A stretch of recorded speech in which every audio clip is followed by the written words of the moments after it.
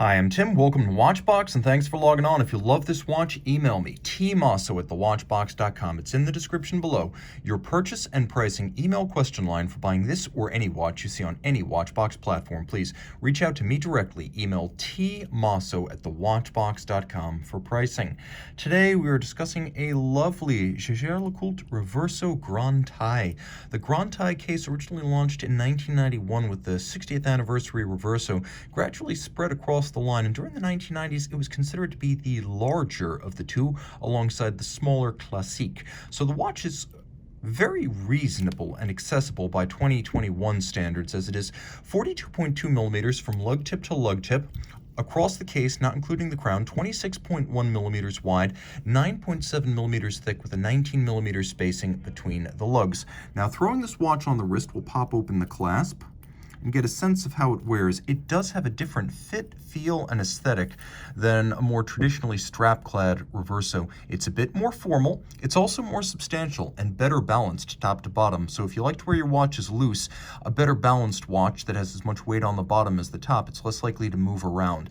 It's nice and planted. It's not excessively broad across the wrist, thanks to the fact that this particular bracelet has a lot of flex. It can be pulled straight down from the lugs rather than flaring out the way some Reverso straps do. This actually wears a little bit easier than the same watch on a stiff alligator strap. Now you can see it's low with a sloped case flank, so it'll easily slide underneath a dress cuff, and as the watch is, I can recommend it for a wrist as small as 13.5 centimeters circumference. Yellow gold on a traditionally sized watch is quite handsome, and here we have a beads of rice style bracelet with wonderful finish. As you can see, all of the individual links are highly polished. You'll also appreciate that there is no compromise in quality, as the individual links here are fixed in place by screws, no pin sleeves to be found. This is a system that allows you to more easily size the bracelet at home.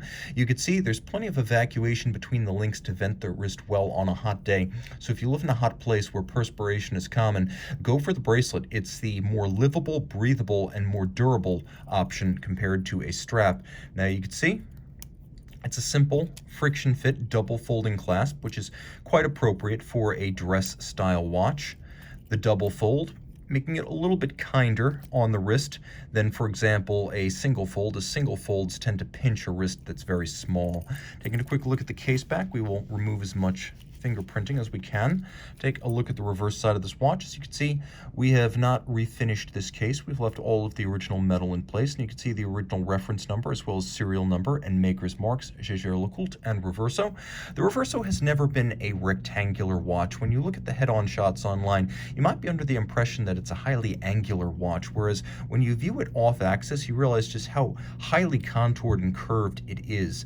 The case flanks are rather barrel-shaped with these gadroons that wrap all the way around, and then you have these tapered conical end profiles to the lugs themselves, which slope down but also curve dramatically. The original Reverso, coined in 1931 as the answer to a question, how can we make a watch more durable for sporting use? Well, back in an era when glass crystals were common, they didn't have plexiglass back then, the idea was to flip the watch entirely and present a solid metal case back to heavy blows or injury rather than the glass crystal. So the original idea behind the rotating case was to protect the crystal. Now you can see today, as then, the case back on a traditional Reverso is entirely bare, leaving it as a canvas for customization such as lacquering, engraving, or enameling.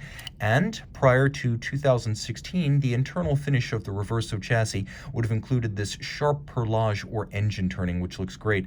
You can see the maker's mark on both the bracelet and the case, JLC making not just the movement for this watch, but also the case, the clasp, and the bracelet in-house. Traditional dial, silver, vertically arrayed transferred Arabic numerals, a small seconds with rectangular form, a railroad track inboard to trace the minutes and the hours, and then underneath that, a manual wind manufactured caliber 822.